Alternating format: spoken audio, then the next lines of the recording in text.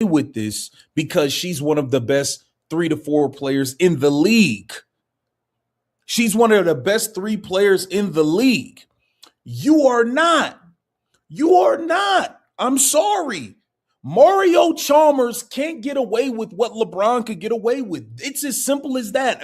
That's just the truth of the matter. Okay? And, it is what it is. The bottom line is Natasha Cloud was not. That's not the response of a composed basketball analyst. That's real disbelief. A gasp. Sitting alone watching the draft, and the Indiana Fever just made a selection so puzzling that it sparked an audible reaction. So, what exactly did the Fever do at number 10 that was so shocking? They picked Raven Johnson, a 5 feet 9 inches playmaker out of South Carolina, their third point guard on a roster that badly needed size. I've been a part of, never fully knowing if the impact I hoped for was truly felt. In this moment, though, receiving so much love, support, and advocacy means everything. It's a powerful reminder that the impact I've wanted to make beyond the court is real and aligned with what I believe God has called me to do through this game. I'm okay just taking things in, even if they weren't what I expected, and trusting I'll be all. There it is, the instant that defined their college rivalry. March 2023 NCAA Tournament, Iowa versus South Carolina. Clark is completely unimpressed with Raven Johnson's shooting ability that she literally waves her off from 15 feet away, doesn't even act like she'll defend her, gestures to her teammates, "I'm not concerned about this player." That moment went viral. Raven Johnson spoke about being harassed online because of it, choosing to withdraw and focus on herself. She used it as fuel, returned for a 5th season, improved her 3-point shot. But here's what makes the Fever's choice so puzzling. This isn't about whether Raven Johnson is talented. She is. She's a relentless defender. She has championship experience, and she clearly did improve her overall game. The real question is, does she match what Indiana actually needs right now? As WNBA season, to be getting on camera talking the way she was talking. Oh, we could stay in unrivaled. Oh, we could do this. Oh, we could do that. Let's take a look at some of the things Natasha Cloud was saying, which is playing a part on top of her horrible play last season, because she was not good with the New York Liberty. On top of her horrible play, the New York Liberty aren't just big, they're elite big. Breanna Stewart is a perennial MVP contender. Jonquil Jones is a former MVP. They've got the ability to switch everything defensively and the size to dominate smaller teams in the post. When the Indiana Fever faced them in the playoffs last season, the size gap was obvious. Caitlin Clark is 6 feet, Kelsey Mitchell is 5 feet 8 inches, and they were getting swallowed up on drives. The answer to that issue isn't adding another undersized guard, it's bringing in someone who can contest shots at the rim and rebound against bigger lineups. The Atlanta Dream understood this. They selected Medina Okote at number. She's 6 feet 5 inches with real post ability and defensive upside. That's exactly the type of player Indiana needed. And she was right there at 10. Honestly, I'm just kind of upset, frustrated, all of us. And in a lot of ways, just disgusted with the W and how they're handling this and their lack of value, their lack of worth for us, their lack of even trying to attempt to move the needle with us. We know what is on the horizon. We know in 2 years our TV deal is up and there's a new TV deal that's going to come that they're not even putting on the table for us. The percentages, if we actually told you the percentages of what they're giving, that they're sending to us, it would absolutely piss y'all off. Mm-hmm. So just know when we are standing firm in our feet and 10 toes down, there is a reason, and we will not move until y'all move. So I'm going to look directly into the camera too. We will not move until y'all move. And it would be the worst business decision of any business. Raven Johnson is now the third point guard on Indiana's roster behind Caitlin Clark and Lexi Hull. Yes, the Indiana Fever dealt with injuries at guard last season, but that was an outlier. Multiple guards going down at once isn't something you plan for with a lottery pick. You fix depth issues in the second round or through free agency. The 10th selection in the draft is meant to be a core rotation piece, someone who fills a real need for Indiana. That need was interior defense and rebounding, not another ball handler. And think about this from Raven Johnson's perspective. She just won a national championship at South Carolina. She's a winner. She's proven. And now she's heading to a team where she's the third-string point guard behind one of the most ball-dominant players in basketball history. How many minutes is she realistically going to get? What's her path to meaningful playing time? Stephanie White tried to explain it. She talked about winning, about championship pedigree, about players who understand how to play together, and those are fine points, but they don't answer the core question. Does this move make the Fever better prepared to compete with the New York Liberty, the Connecticut Sun, the Las Vegas Aces? Does adding a 5 feet 9 inches point guard help you defend Breanna Stewart in the post or Jonquel Jones on the glass? The answer is no. And Fever fans knew it instantly. Social media erupted, not with criticism of Raven Johnson as a player, but with real confusion about the front office's strategy. There's no W, and it would be the worst business. So she was saying things like this. And the bottom line is, Natasha Cloud, you're not a great enough player to pull that off. I'm sorry, that's just the real. You can't pull those type of moves. And they are showing you, who do you think you are? You went and called out a WNBA owner. You called out the Seattle owner. You think the owners don't have relationships with each other? You think they didn't get together and say, okay, we're going to fix her? You think that don't play a part in it alongside your mediocre play last season? Medina Ocote was still available at 10. She's 6 feet 5 inches. She has post ability. She's a true rim protector.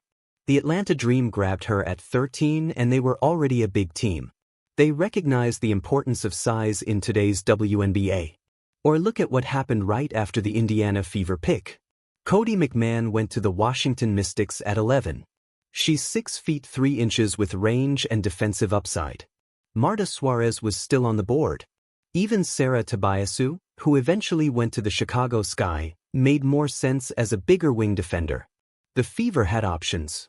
They went with the one that didn't solve their biggest weakness. Be a lesson learned. Understand your individual value when you are going to try to go shake the tree. She didn't have the game to back up her public rhetoric. And Rebecca Lobo tried telling her, a bunch of people tried telling her, and she didn't want to listen. Now, Indiana Fever fans, Caitlin Clark fans have taken a real stance versus the Indiana Fever and Stephanie White in the front office with all the things that have been going on. It appears that the fans have taken a stance, and the fans aren't going. They're not paying for all these expensive tickets in advance due to. Now, to be fair to the Indiana Fever front office, they did address size later in the draft. They selected Justine Pastor from Vanderbilt at pick 22. She's 6 feet 4 inches. She can stretch the floor. A true stretch forward with real three-point range. She shot 42% from deep last season and led the SEC in made threes. That kind of shooting helped Vanderbilt reach their first Sweet 16 since 2009. She absolutely has a path to making this roster. But here's the issue. Pastor was still there in the second round. You don't spend a lottery pick on a point guard you don't need when you could have taken a starting caliber big in the first round and still gotten Pastor later. That's where the logic breaks down. It feels like roster construction working against itself rather than building toward balance. Lied to the fans for weeks and weeks, months and months on end, saying that Caitlin Clark was day-to-day in game time decisions and all of this stuff when you knew she wasn't playing. And people did not like that. People didn't like that. People didn't rock with that. And a lot of people feel like y'all got over. Y'all scammed. Y'all scammed some people. Let's just keep it real. A lot of people feel that way. So now, how are they responding? They're responding by not purchasing your tickets. There are plenty of Indiana Fever tickets that are still out there. Yes, there are still teams out there who are using her to sell tickets at away games. The Phoenix Mercury recently did it. Oh, it's a bunch of teams doing that. But the Indiana Fever fans have taken a stance, and they will not. Compare what the Indiana Fever did to what other teams accomplished in this draft. The Golden State Valkyries are building with intention. They're scouting overseas, finding value in unexpected places, adding international versatility through a Japanese prospect who expands their roster flexibility. The Washington Mystics went all in on size. They brought in players like Lauren Betts and Dominique Toyever, both giving them clear interior presence. The Seattle Storm took Reagan Beers at 3, a 19-year-old international prospect with massive upside. These teams all show a clear identity. They know exactly what they're building. The question is, what is Indiana's vision? From the outside, it looks like they got caught up in the moment. Raven Johnson was still on the board at 10. She has name recognition, she has a championship ring, and it feels like they convinced themselves that was enough value to justify the pick. But real value isn't about who's available at the moment. It's about who actually fills your biggest roster needs. Again, they will not buy tickets to watch Caitlin Clark play small forward, Stephanie White. They will not buy tickets to watch her play small forward. Okay. A lot of the things you guys have done in last offseason, during the season, and now up to this point through training camp, through the offseason, a lot of people are not rocking with. And they are taking a stand with their wallets. They're not buying those tickets as much. So what you going to do? Indiana Fever front office, what you going to do? This is bad for business. This is bad for business. It is what it is. Get down in the... Break down what this Fever roster really looks like. Now you've got Caitlin Clark orchestrating the offense. Got Kelsey Mitchell as primary scoring option. You've got Aaliyah Boston anchoring the paint. Lexi Hull providing perimeter shooting value here. Added Maisha Hines-Allen for toughness and physicality grit. That's a strong core, but where rim protection here? Where's the defensive anchor who can contest shots and clean glass against elite front courts here? Nalissa Smith is 6 feet 4 inches and athletic, but not a traditional shot blocker. More a face-up forward role. Aaliyah Boston is excellent but can't do it alone. Seconds when the Indiana Fever faced the Connecticut Sun in playoffs last season, Alyssa Thomas and Dawana Bonner were scoring at will inside paint area here. The answer wasn't adding another small guard either. Here's what makes this especially frustrating for Fever fans. Front office had been making smart moves. They brought in Stephanie White as head coach, someone with WNBA experience who understands managing egos and building a system well-structured. Re-signed Kelsey Mitchell, keeping core intact together. They added Maisha Hines-Allen for toughness. They were building coherence. And then they made a draft pick that doesn't fit puzzle. Could Raven Johnson prove everyone wrong again? Absolutely, she's a competitor. Improving every year. She's got mentality of someone who uses doubt as fuel here. Maybe she becomes rotation piece here. Maybe her defense translates. Having 3 point guards gives Indiana flexibility to run different lineups, but that's a lot of May for lottery pick here. And let's address in the room. The off-court narrative, the Caitlin Clark wave-off moment, the viral clip, the history between these two players. Does it matter? Probably not. This is professional basketball. Rivalries get set aside. Former college opponents become teammates all the time. If Raven Johnson and Caitlin Clark are both professionals, which they are, they'll figure it out. That's not the issue here. The issue is basketball fit. The issue is roster construction. The issue is whether the Indiana Fever used its resources in the smartest way possible. And based on what we know about their needs and what was available, the answer is no. Think about it strategically. The WNBA is evolving toward positionless basketball, but size still matters. The teams that win championships have length, versatility, and rim protection. The Las Vegas Aces have Aya Wilson and had Candace Parker. The New York Liberty have Brianna Stewart and Jonquil Jones. The Connecticut Sun have Alyssa Thomas and Brianna Jones. You need players who can defend multiple positions and survive in the paint.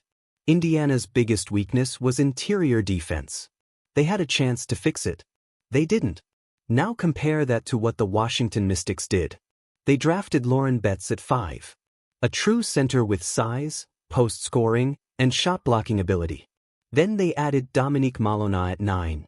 Both picks directly addressed frontcourt needs. That's coherent drafting. That's a plan. That's identifying a weakness and attacking it. Indiana identified the same weakness, tried to patch it with Myisha Hines-Allen in free agency, and then used a lottery pick on a position that didn't address the core problem. And here's the thing about championship pedigree. Stephanie White was right to mention it when talking about Raven Johnson. Winning matters. Players who've been through pressure moments, who've cut down nets, who understand big stages absolutely bring value. But championship pedigree can't override positional need.